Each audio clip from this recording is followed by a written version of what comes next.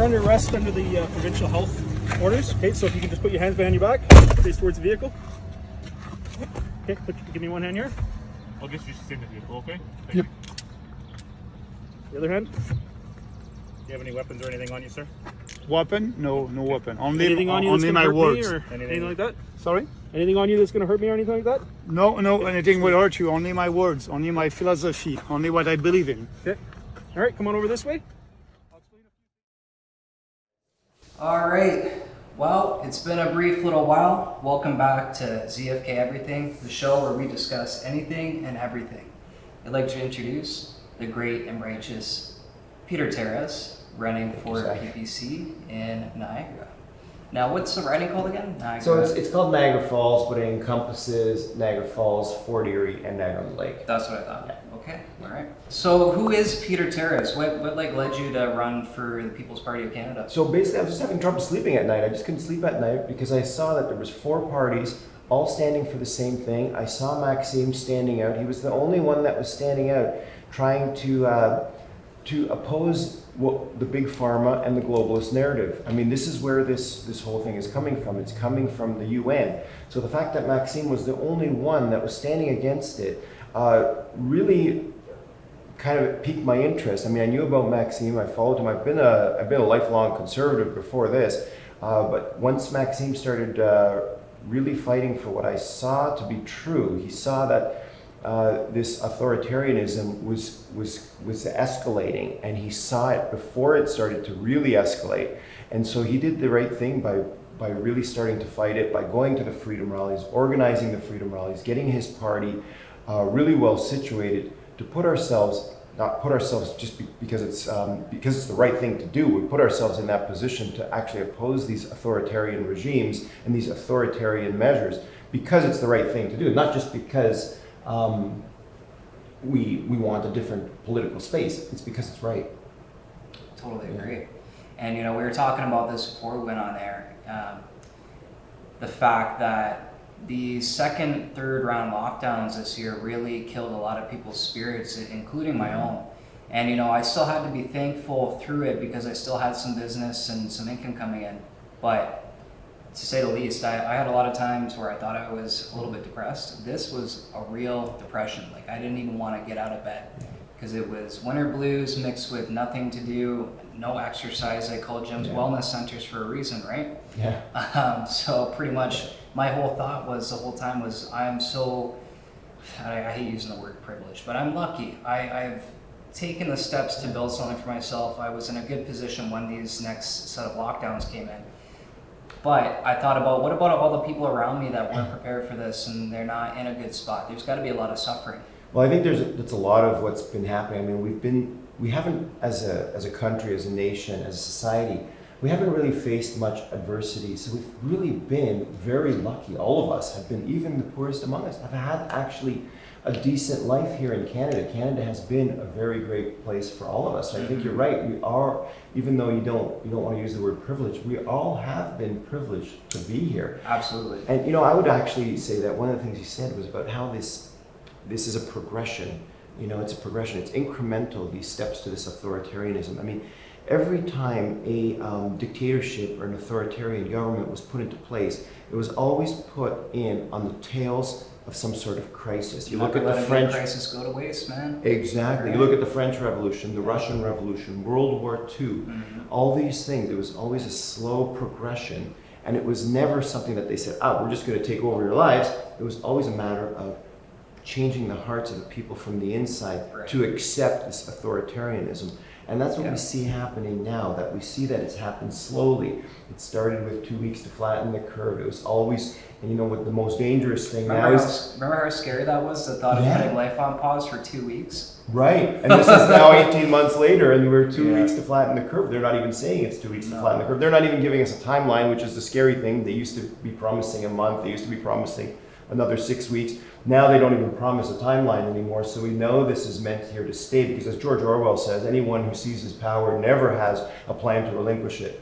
So we know that's happening now. We know that there's no plan for them to relinquish their power and give our freedoms back and bring the line back to where it was. Now, we are, like the People's Party is for returning the freedoms back, not 98%, not 99%, but 100% to where we had our freedoms before, because that's the only way that people will have human dignity again, and so we have to be able to do that.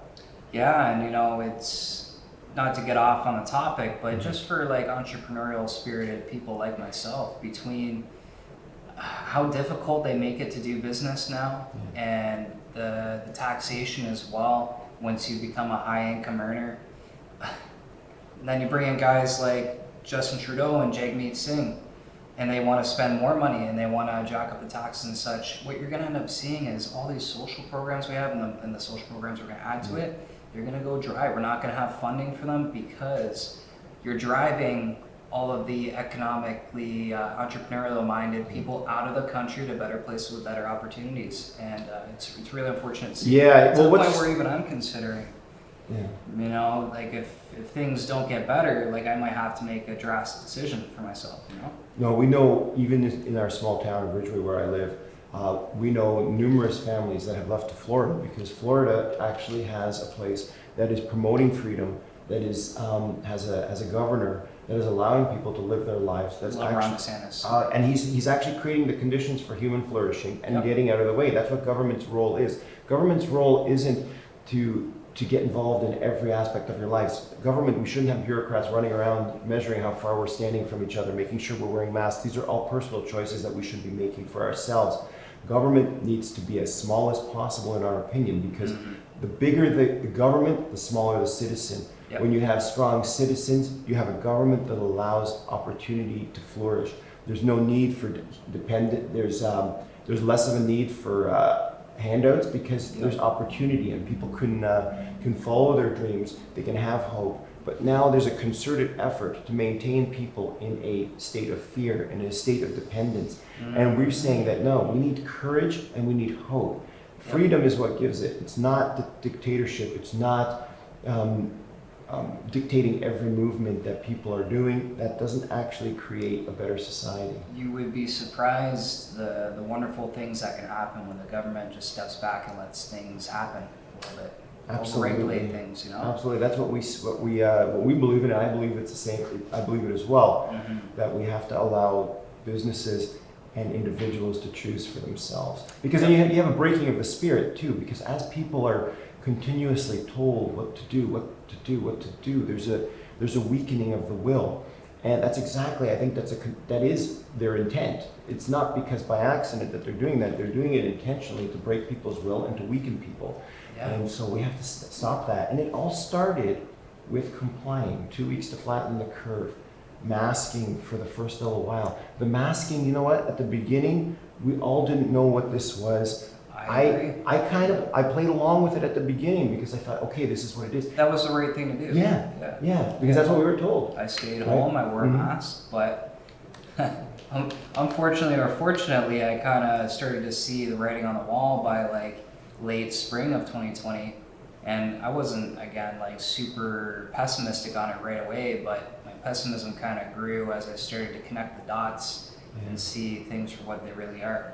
Well, I think your pessimism would grow even more if you knew, if I'm going to share some facts with you. Sure, yeah. So in 2020... By the way, if you have any facts you'd like to present to the audience, that's your camera. Okay, all right. So 2020, the world death rate, according to the UN, was 7.612 per 1,000 people. So now normally when you have a disease, then you have the cure, there should be some sort of result that you'd expect. You'd expect disease, deaths high, cure, deaths go down. So 7.612 in 2020. In 2021, according to the UN, so far our death rate is 7.648. It's higher. It's higher than it was in 2020. So it doesn't make sense. So, and in 2020, the death rate worldwide was the 5th lowest of all time since these statistics were being kept at the end of World War II. So there is no basis for maintaining people in this state of fear. And the false hope of the vaccines is just that. We shouldn't be focusing just on the vaccines for human health. There's a lot of other things. There's keeping active. There's good, strong family ties and friendships, drinking well, eating well. These are the things that make you healthy, not just a vaccine.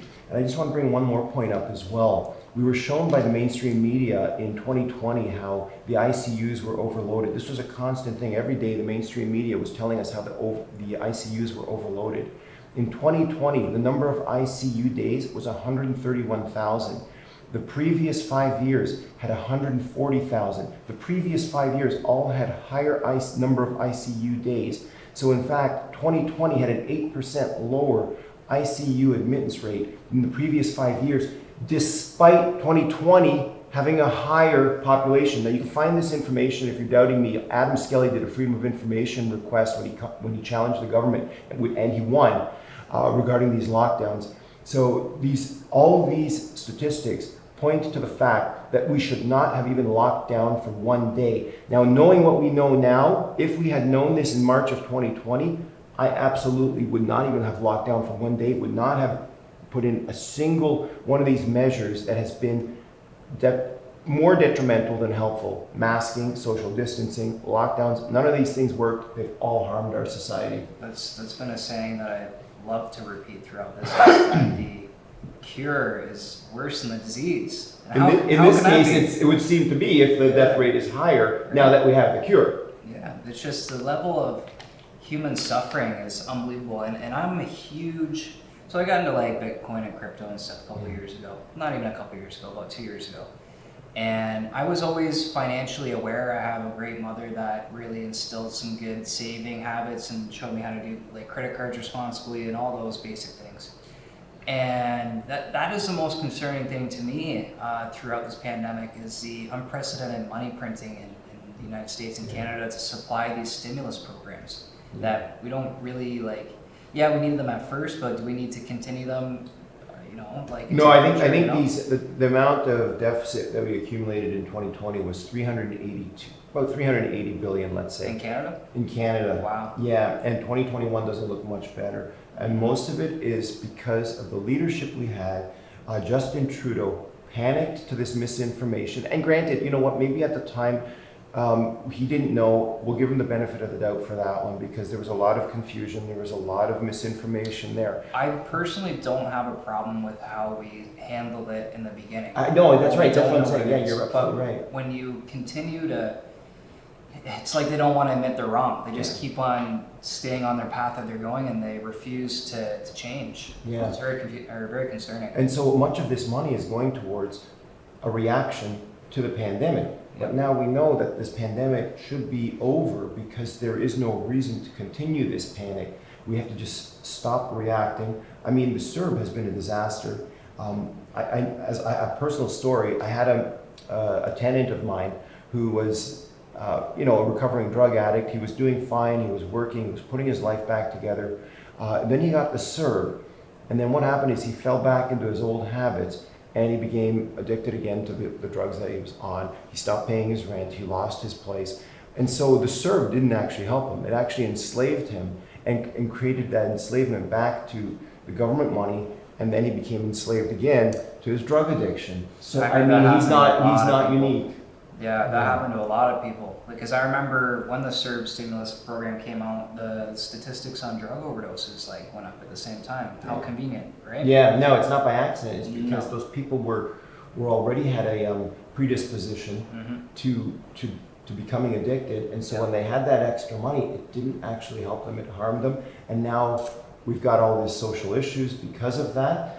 And how do you now stop that? We made so much progress, but now all those decisions to implement those CERBs for these people who are already vulnerable actually puts them back even further. So now, coming out of this pandemic, I think the only way to do this is say, we can't comply anymore because we started complying with the masking because, like you said, it was the right thing to do. We didn't know. It was a lot of confusion. But now we know the death rate's higher in 2021. There was actually no ICU overload in 2020. We have to get back to our lives. And the complying has only gotten us incrementally to this point where now they're trying to force vaccines on us. What is going to be next? Are they going to be actually getting us on a train and taking us to a camp somewhere up in northern Ontario? I mean, this is a possibility. It's not impossible. That's the scary part. Yeah. No, it's not, because we just That's something I considered over a year ago. Yeah. Is that a step that happens? You know what I mean? Yeah. Deemed as a public safety risk. So we have to stop complying. I mean, the masking the masking in itself is not a big deal. But when it's a step incrementally that leads to the forced vaccination of our populace, then we have to say, we have to go back to where this started, stop complying with the masking. We cannot comply with if there is ever going to be another lockdown. We can't comply with any of these things that are illegitimate in the first place because they violate our most basic rights, which violate our charter rights. So we have to go back to these fundamental things that keep us free, that protect us, and that's our charter. Mm-hmm. So to detract from the COVID fiasco just for a sec, besides everything that's going on with COVID, what would you say is the number one issue we're facing in Canada today? I mean, that's a huge one. I mean, the COVID is huge, but I think also our immigration is unsustainable right now. I mean, today I saw on Rebel News that while 1,250 Canadian citizens are stranded in Afghanistan, 5,000 Afghani refugees were accepted into our country. That's not sustainable. We have housing prices. I knew that would happen as soon as it happened. We would be the first country to welcome them in. So our housing price, I mean, we have rental housing that is basically unaffordable for a lot of people. We have rental housing that is just not available for people. But when refugees arrive, Canada obligates themselves to give free housing for these people who arrive. Meanwhile, we're not taking care of our own. We gotta put Canada first. Yeah. And so I think this is a big problem. I think it's a mentality that we're trying to be too self-righteous. And when you cloak yourself in this self-righteousness, you actually inoculate yourself to the truth. The truth becomes you're no longer able to reason anymore because you believe you're so self-righteous by allowing 5,000 Afghani refugees in. But meanwhile, you're missing the point that we have people here. I think it would be a lot more compassionate to take care of the people that we have here rather than reaching out and bringing in more people who in 10 years are going to be potentially on welfare and still potentially a drain on the system and actually causing harm to the immigrants who came before them and causing harm to the citizens who are unable to find that housing. 100%. Yeah. And even just the demographics in Niagara, GTA, like I'm a young guy. I'm only 24, but I've seen it change in my lifetime. Like it's crazy. And I have no issues with immigrants. I just really am on the same page with you. We need to take care of our own first. And I believe on your platform, it said that we were going to cut back immigration a bit and focus on skilled persons. Yeah, is that right? What I say is we need to focus on getting the best immigrants, not the most immigrants. I don't think it should be about a number. It should be about what Canada truly needs. And I think right now what Canada truly needs in terms of its immigration policy is to take care of our own that are here. We have a lot of suffering, especially because of the COVID is basically infiltrated itself into every part of our lives. So even in this, we have to take care of our own and to make sure that the people who are here have housing, rather than focusing on this self-righteous attitude where we end up doing things that are unsustainable. And that shows how out of touch a lot of these politicians are, because they're so out of touch that they don't even realize that this doesn't help people, this doesn't help their populace, doesn't help the citizens who are just trying to find a place to live, who are trying to keep going to their jobs without the threat of another lockdown, and without having to rely on the government dependence. I think a lot of these people who are taking this money, they don't really want to take it. Yes, they need to take it. They find it's useful because they can get through their lives, but a lot of them end up working cash on the side because they know that that's what they can do, and they know that that's actually what they have to do in order to maintain their lifestyle. So all this dependence and this perpetual dependence on government handouts is actually making our country worse. I agree. Yeah. And just feel like my whole thing, this whole podcast has been just throwing out little sayings. But here's another one. Okay. You don't give a man a fish. You got to teach him how to fish for himself, right? And that's as a self-independent person, that is the only thing that can fill the void in your soul, is to be self-independent. You do not want to be relying on other people or the government for your living. It doesn't feel good. I took some Serbs here and there. I'm like, I'll admit that. And that's because The government. Well, they were limited my offering it, ability- so why not take it? I mean, Yeah, of course. I pay my that's- taxes, so Yeah. why not? Yeah. And they were limiting my ability to do business, right? So it was only the right thing to do. Yeah, but you know what? Paying people to stay at home doesn't make sense. No. Giving people opportunity and creating the conditions for human flourishing, that makes sense. Paying people to keep their business closed, that doesn't make sense. We have to get out of the way. We have to allow people to choose for themselves how dangerously they want to live their lives. Because as far as I'm concerned, dangerous freedom is a lot more comforting than the illusion of safety under tyranny. And that's what we have right now. Thank you, sir. Podcast isn't open or over. I just want to say thank you for that. Thank you. So, what are your main priorities regarding policy improvement in Niagara region if you are elected? So like I said, I mean, the big thing in Niagara region is tourism. We have a huge tourism industry here in Niagara region. What we need to do is open the borders immediately. And we have to stop the mass testing of people who are coming into our country. There's no reason for that. We have to stop the vaccination passports. We have to stop the vaccination requirements of people who are coming into this country. I don't know about you, but if I went to someone's house and the first thing they do is stick something up my nose when I arrive, I'm not going to feel very welcome. We have to create a welcoming atmosphere that actually, now if this testing was useful, if this testing actually kept people safe, I would say, yeah, let's keep doing it. It's not doing that. We have to stop this mass testing at the borders of all people. We have to stop requiring people to be tested for COVID. We have to allow the people to travel freely in our country and allow people into our country freely. Like I said, with the statistics I showed you before, there is no basis for maintaining this. We've never done this before. We have to go back to where we were. We cannot continue to keep our borders closed because this is only going to harm our tourism industry even more. So now is the time to open our borders, welcome the tourists back, and allow our tourism industry to grow again and to grow to where it was before this started.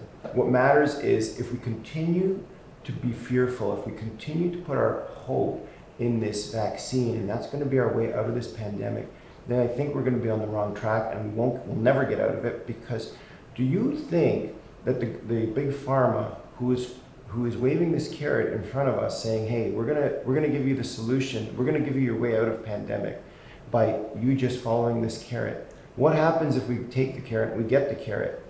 Their profitability ends. They never want to give us this carrot. They want to continuously want us to go for it, to be always out of reach. Because if it's always out of reach and we continue to keep that hope in this false hope of the drug companies who keep telling us that if we just follow them, we'll be out of it.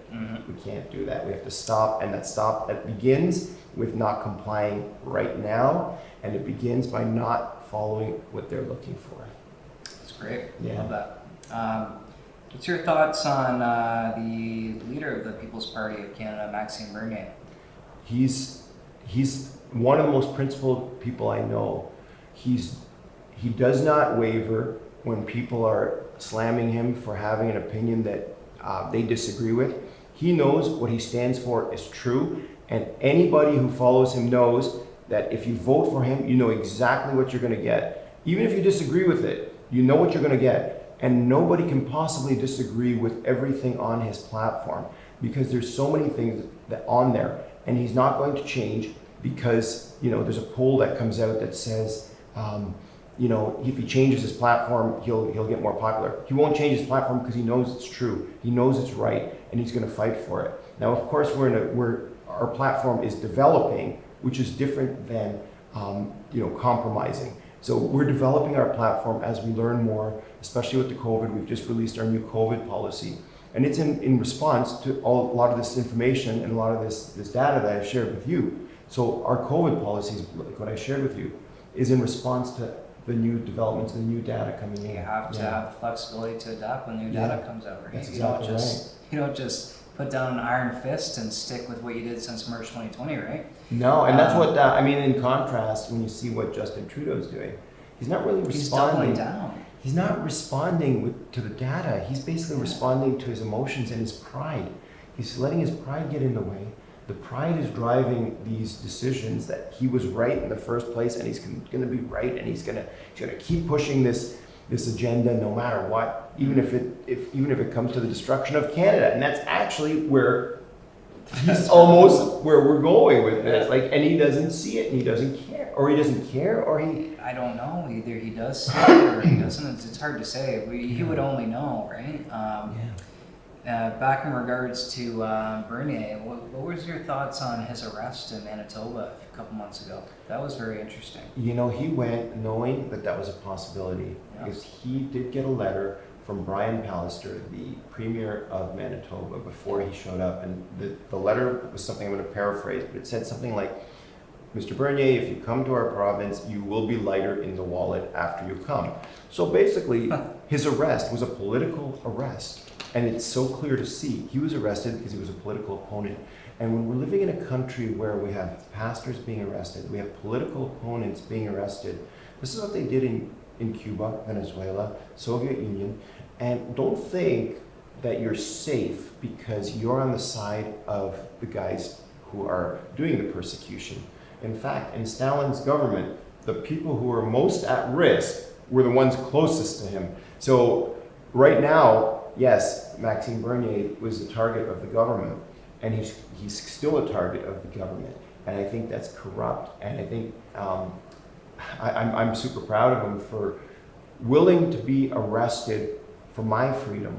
He's willing to fight for my freedom. He just did a speech in Alberta saying he'd be willing to get arrested again. If it comes to that, and that shows courage. And you know, when I look at the other leaders who are cowering in fear, and I think, would they even be willing to stand up for our country if there was a foreign force there pushing in on our country?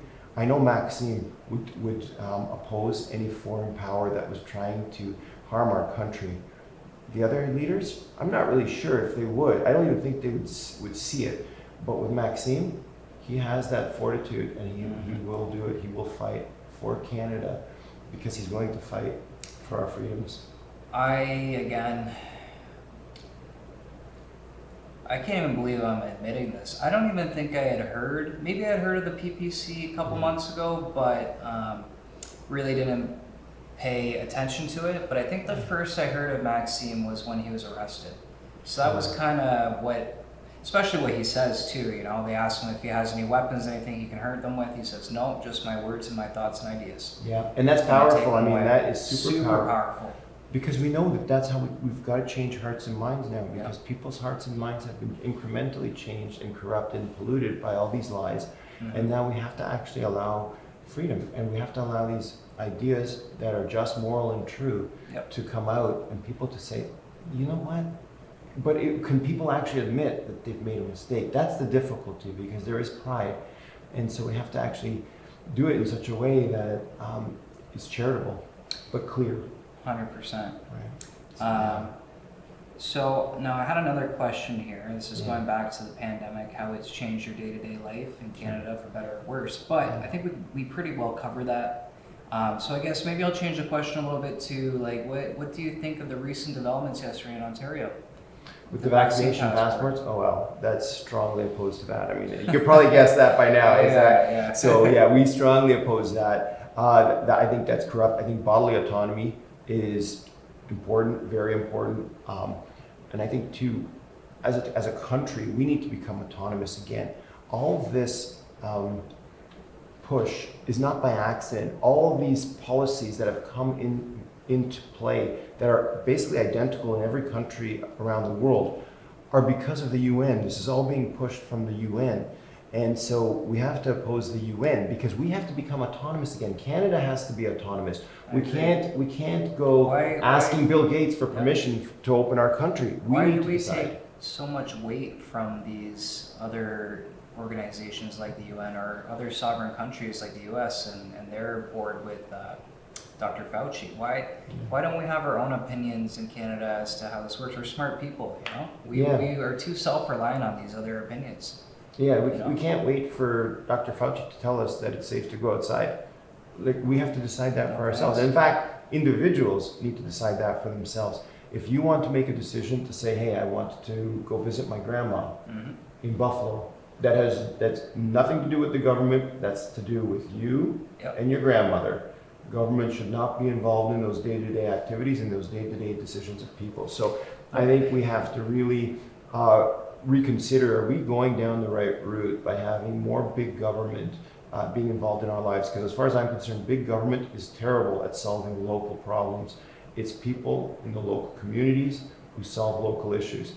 And you, as an individual, are the best at solving your own problems. Government is not going to help you solve your problems. They can help, but they're not going to solve your problems. And they're not going to end suffering for you in your life. And that's another thing too that people have to realize, and it's just kind of a spiritual awakening, is that you can't rely on others or a government to make your life. You have to take those steps yourself and make your day-to-day moves, you know? Yeah, well, and true, people seem to think that government will end suffering. No. Government's not going to end suffering. Sorry, no. No, what helps you get through suffering Yeah. is friendships, your family ties, your ability, your financial position too helps you get through these things. If you're financially 100%. secure, you're better to get through suffering, because if you're out of work for a bit or whatever, then you're going to get through it. Yep. But not government. Government's actually going to keep you enslaved. So if they promise to give you money to stay at home, that's not actually going to help your suffering. That may actually help you get through, survive, but you're not going to thrive. That's what it was supposed to be in the beginning, because it was uncertain times. Here's some money to get you through it, but you know, now we continue to lock things down and stifle the economy, so they keep on printing the money and bringing the budget in. So I'm glad that you brought up financial well-being, because this leads into my next question, which is something I'm huge on. I mean, besides your actual physical health, I think that's the next most important thing. And also for a nation, that's like the number one health indicator of a nation, is how's the economy doing? How are the jobs? So another thing before I get into the question too, you said you read 1984. Yeah. That's on my list. It's a good one to reread right now to see what's happening, because I the know. parallels in that book are I think pretty that frightening. book's gonna make me paranoid, man, but I'm gonna read it. Yeah. So I spent maybe $200 on books the last couple months, and some of the more recent ones I read were all on financial well-being and conduct, and that was Rich Dad Poor Dad by Robert Kiyosaki, Think and Grow Rich by Napoleon Hill, and then I just finished Richest Man in Babylon yesterday by Napoleon Hill. All good books, like kind of was just reinforcing stuff that I already knew, and I learned a couple things. But you know, I think all of those books kind of have the same tendency to lean into, maybe not the Richest Man in Babylon, because it's such ancient teachings and it's such simple concepts of saving money and making the money work for you. But all the books lean into capitalism. In our society today, we have a lot of people that think that socialism is maybe trendy because they're not with how it works. But you know, it sounds good, socialism. Yeah, I like that. I'm for social. So I guess my question is, in our changing times, do we give into the temptation of heading in a socialist direction for Canadians, or do we uphold our capitalistic tendencies that we originally built this country on, strong and free? So, I mean, socialism is very tempting because it sounds good. It's a way of redistributing wealth. But we know that redistribution of wealth, the greatest problem in a society, you have the most problems in a society when you have a huge gap between the rich and the poor. So the tendency is to say, okay, how do we solve that as a government? You can't solve it the minute you say you want to solve it as a government, you've now become a socialist society. Rather than saying, how do we create opportunities for the poor people to rise up and have a middle class and to build themselves up? That is a far more effective way than saying, how do we take from the rich and give to the poor? Then you'll never actually do it, because the ones who are rich will never actually be, you'll never get them to give up their wealth and give it to the poor. It just won't happen. So you have to be able to create those opportunities. So yeah, that's why communism is so seductive, because you get into believing that it sounds so good. We can all be the same. We can all have equal opportunity. It's not actually equal opportunity. It's equal outcomes. We need equal opportunities. So when you create those opportunities, that's when you get a society that's functional and good and strong. So when you have that huge wealth gap between the rich and the poor, that's a problem for a society. But what has happened in the last year and a half it has increased. We have the wealthy, the super wealthy, being able to own the world. And are we happier as a result? Is our society more joyful? Are we more secure? Are we more united as a society? In fact, this vaccination passport is dividing people against each other. Now we're all worried about whether we're vaxxed or unvaxxed. Who cares? Who cares if you're vaxxed or unvaxxed? If you want to be vaxxed, if you want to get a vaccine, get a vaccine. But there should be no reason why people are overly concerned with this. This is not going to make our lives better. Yeah, no, for sure. It is. I do not want to call it a cult. These are people that are well-intentioned, but like I even have family that's not looking at me in the same light because of a decision I've made to not have mine. And I'm not anti at all. I just don't feel the need to get it. The risk to reward ratio is not high enough, and it's not a block I'll consider in the future. But right now, that's my decision. And that's absolutely your right. Yeah. I mean, that is your body. Why should government or anyone else care about what you're doing? Hey, if they want to protect themselves, I mean, that's what a vaccine has always been. Exactly. But you see the narrative If that's it's being... for you, it's for you. Yeah, but the narrative now that's being driven, that's constantly changing, we see it's no longer about healthcare, it's about creating division. So if you have fear, division, you throw in some confusion, you've got an ability to control a population. Yep. And if you're able to, as Orwell says, convince people that 2 + 2 = 5, you create a population of what Stalin called useful idiots. It's not meant to be derogatory, but it's even he did not respect the people who adhered to his philosophies. So is that Stalin? Stalin, Oh. yeah. So he called them useful idiots. So he didn't even respect people because he knew that he was there. His job, or his goal was to control people. I don't think you can be a dictator and respect your people either way. No, I mean, yeah, I think that's a contradiction right there. Right? I mean, wouldn't we all like to be a dictator? But you know what? Having said that, Stalin was able to rationalize his actions as moral and just. He was able to rationalize his actions as being beneficial for the Russian people. Same thing with Hitler. Hitler was able to do the same thing, that when he was rounding up the Jews, and because he convinced the German people that they were dirty and that they had disease, right? And so that even the Jews themselves kept complying because they thought they were going for a shower to be cleared of typhus. Oh, really? Yeah. So that's how they went into the gas chambers willingly, without putting up a fight, because they kept complying. And that's why we need to stop complying with the masks now, because the compliance, if you keep complying, you will get weaker and weaker, and your will be weakened. You will no longer, when it really comes time to actually have that battle, when they're actually persecuting you to getting, as it happened in World War II, to go into that gas chamber, which they thought was a shower. It's because they kept complying all along.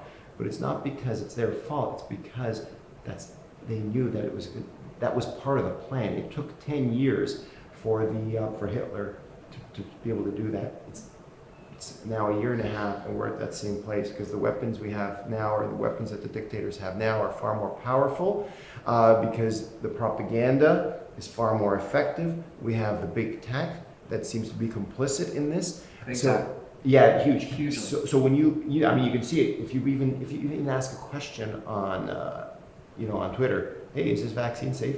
You get blocked. It's a question. I know. And so it's anti-scientific. I mean, science. Now we talk about the science. So the science is about obeying. It's a general softening of society with the big tech too. Just to point something out. Like I've had multiple times where I've jokingly or more seriously not cursing at people in a comment section, or I've said you're a dummy or something, and it'll come up and goes, do you want to post that? Are you sure? Because you might get reported, and then it'll give you like a little line, and it's like, okay, you're thinking about it. Should you post or not? And I still let it go. But just stuff like that, or on your story, you will have something that's not even necessarily COVID related, and it says, here's your COVID information. Go check this out because it's very important on every single post. And on that note, Google and Facebook had its best year ever.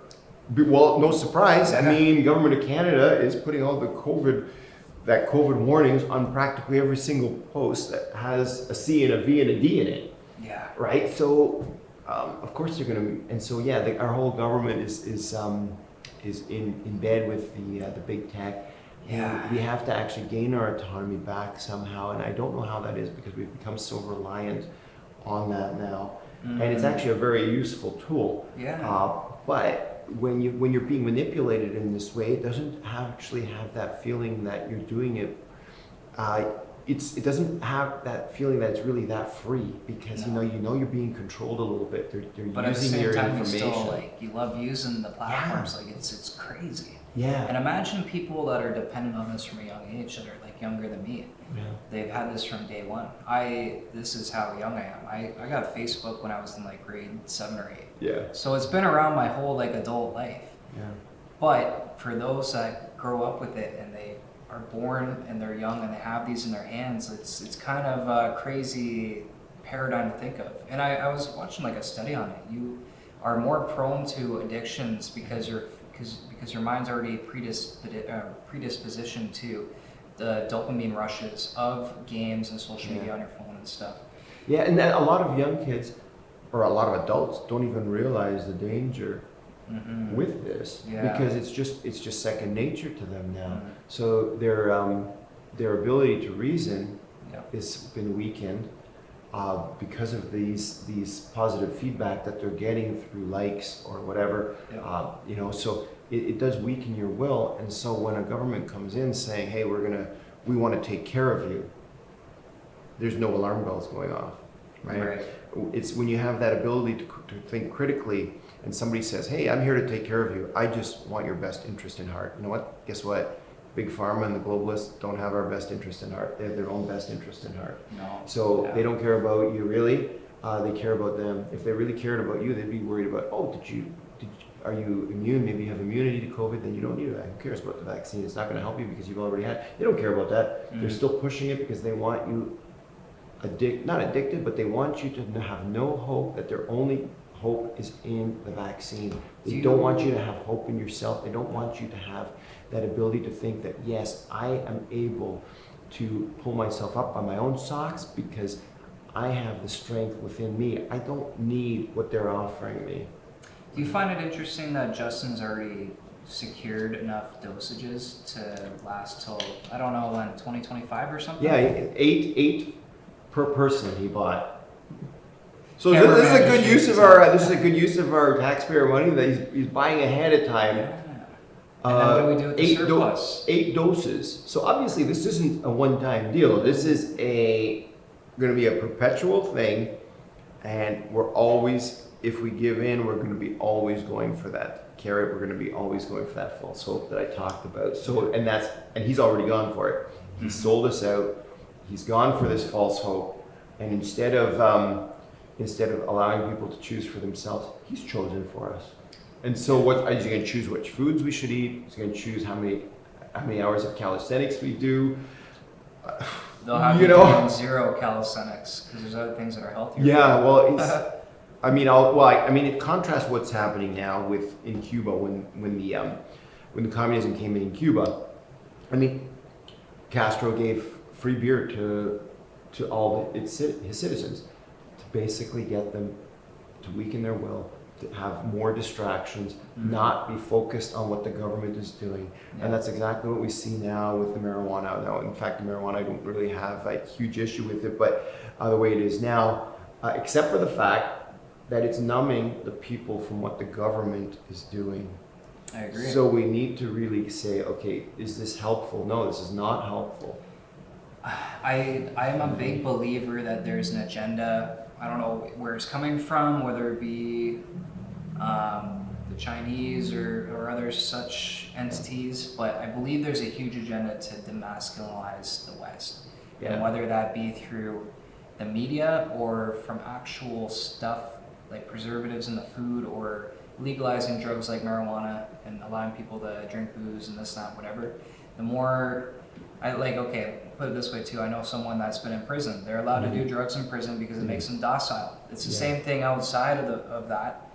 If in society men are docile and they break up the family unit, all that, then we're less likely to resist to such measures that we're seeing. Exactly. I'm glad you brought up the family, because I think that's what is the strength of a society. When you have strong families, you have strong communities, and you have a strong country. You're right. But when you have people who have no objective truth, And that's what also we have this agenda, and I don't know where it's coming from either, but we're being told things like a man is a woman. There's no sexes anymore. You know, things like this. So can a man be a woman? A man can look like a woman. A man can dress like a woman. A man can think he's a woman. A man can do things to his body to look more like a woman. But my question would be, how can a man become a woman? It's that cognitive dissonance that shuts down those connections in the brain that actually the government uses in order to push their agenda without anyone pushing back. And so when you have that, basically people saying that 2 + 2 = 5, that's what sounds like useful idiots, right? You have people who are basically going to agree with anything that the government says if it's said enough times. Even if it's the most egregious lie, they will still follow it because they've been conditioned that way. Say it enough times, people will believe it. There's another little saying there. So, just a couple more questions before I'm gonna just run that back. A couple more questions before we wrap this up. Yeah. What is something that you believe in deeply in Canadian policy that is not being widely discussed or swept under the rug right now, or something that we're lacking thereof? Okay, so I mean, I had a debate 2 days ago with, there was, all 5 of our candidates were invited, but only Tony Baldinelli and the Green candidate showed up. So, and the big thing was they didn't want to talk at all about the vaccine passports. And I think that is so huge right now. Shocking that conservatives wouldn't want to mention it. They don't even want to mention it. They don't even want to talk about it.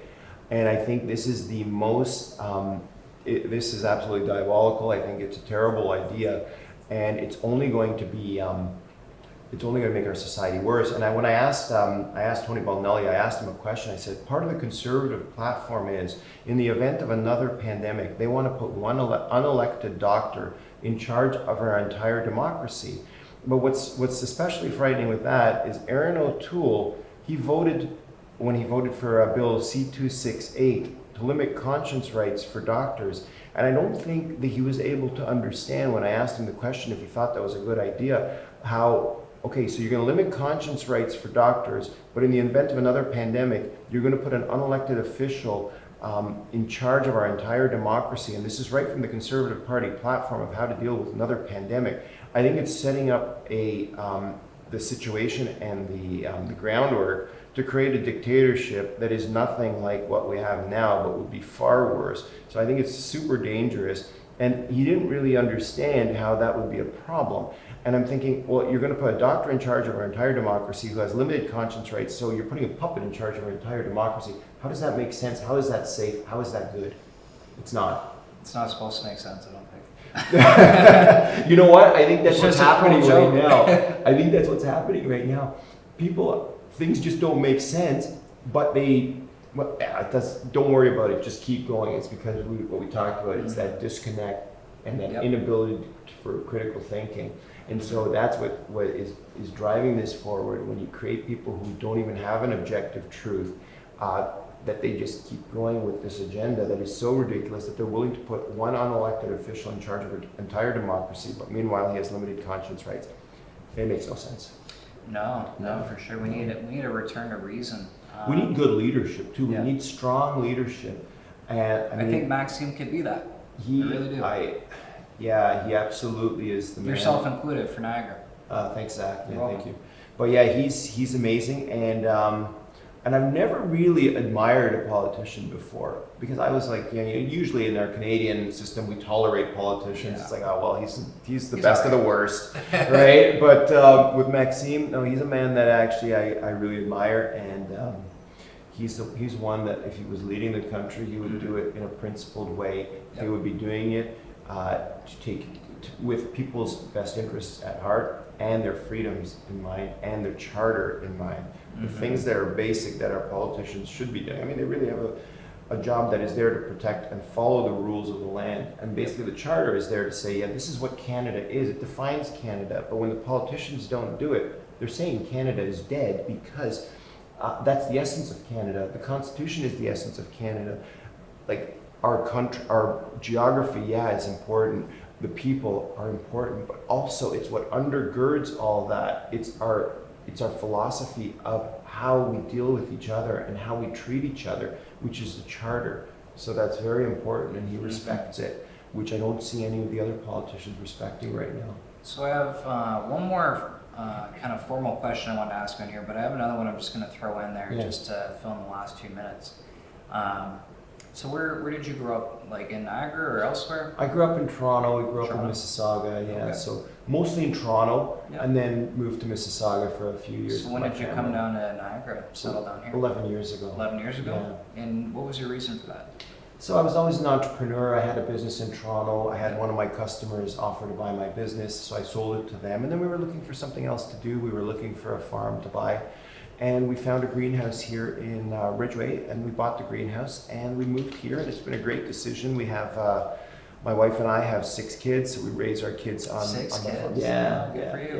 yeah, no, it's good times. Lots it's of really love. fun. Yeah, it's really fun, and I think that's the best thing. You know what, like we talked about before with family, Yep. when you raise kids who are, grateful for the opportunities that they've been given, and they've been grateful for their family, they become grateful also for their country, and they're willing to fight for their country if there ever was a situation. And I think of the men, the boys really, in World War II, who were 17, 18, who were going willingly, not because it was safe, but it was because it was the right thing to do. They were going to war knowing that there's 50-50 chance that they might die there. But they went anyways, and I wish we could see that kind of courage in our young people right now, and not just in our young people, in our adults. I think a lot of people are debilitated, Yeah. like they just feel helpless. So to add on to that question of asking where you were from and what your upbringing was like, I guess I never really asked that, but you know what I mean. Yeah. What's different today in Canada compared to the Canada that you knew and loved when you grew up? So yeah, we don't want the new normal. We want the old normal. We want the normal where we could go outside.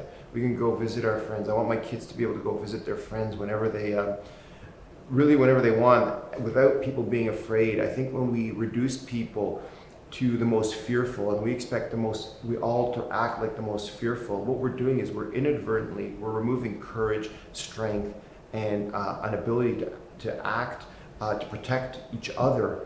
By doing that, by reducing each other to the most fearful. And when we start to treat each other as just sources of contagion, then we're really not treating each other with human dignity. And I think we need to go back to treating each other with human dignity. And I think that's very important, that you're not a spreader of disease. You're more than that. You're actually, and we're not the sum of our weaknesses in our country. We're the sum of the hope we have for the future. We're the sum of the courage that we have. And so when we just reduce each other, it's the lowest common denominator. We see that in education, right? Don't worry about the ones, let's just all reduce each other to be fearful. Let's all reduce each other. But no, we're more than that. We're strong, and we have to be the sum of not our sum of our failings. We shouldn't be looking at ourselves and saying, oh, we're terrible people. We're this. We don't look at our history and try to change it so that we forget our history. We should actually look to our history to say, let's not repeat those mistakes. And let's also look to our history to see the heroes that stood up for our country, that stood up for freedom. Let's look to them and say, we got to change that. We got to be like those people. And we are like those people on the inside because it's the same country. Yep. So we have to stand up now because this is the same it's a different battle. The battle is manifesting itself differently. But it needs that same internal fortitude, which means walking in to Walmart without a mask. It may seem like a small thing, it may seem insignificant, but it's because the mask has gotten us to mandatory or coerced vaccinations, pretty soon mandatory vaccination. We have to go back to what got us here. Don't wear that mask to Walmart anymore. Don't wear that mask when you're going in. When people see that what's going on here, they're not listening to the government. The government will see that, and they won't have the ability, because the one thing from their message, yes. And Sun Tzu, he's the Art of War. He talks about another book you'd recommend. Yeah, well, I've never read it, but I'm planning to. It's very heavily referenced. Yeah, so he talks about you got to know your enemy, yep. And you have to know their weaknesses. So the enemy is who's the enemy? It's the government. What's their weakness? Their weakness is their arrogance. So when people don't listen, they don't know what to do, and they will change. So that's the only way to do this. Yes, as a politician, I will be fighting for people's freedoms. I will be fighting for individual civil liberties. But people also need to step up and fight themselves by saying, I will not comply anymore, because if we keep complying, we don't want to be getting on a train going to a camp to get a shower so we can be cleansed.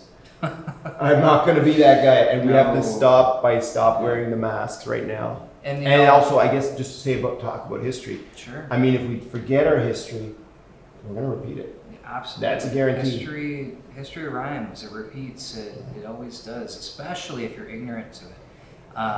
And we're, in comparison to, say, like sending our young men off to Europe to fight, we're so lucky that we don't have anything going on like that. For this instance, you don't even have to fight. You just have to do the little things. Yeah. It's doing little things every day that are going to spread to others and change the way that things are. Yeah, that's exactly right. Like, it's certainly not as stark of a decision, but I think that's what makes it more so insidious. The evil that's creeping in, because people don't even see it as evil. In fact, they're cloaked in self-righteousness when they say they're wearing a mask to protect other people. When they say we know that that's actually not the case anymore, because from the stats that I showed you. Sorry. Yeah. Can you let Nico in? Yeah. Thanks. Just hang out with him out there for a couple minutes. So I'm sorry, I cut you off. Yeah, no worries. I just to say that, where were we going with that? Something to the degree of that we don't have to physically fight to make this change. Yeah, we have exactly. to just make small changes in our minds. That's right. So just stop wearing the mask. I think that's the biggest thing. And stop complying with illegitimate laws that violate our most basic laws, which is the Charter, right? That's right. Yeah. So I guess my last question is for you.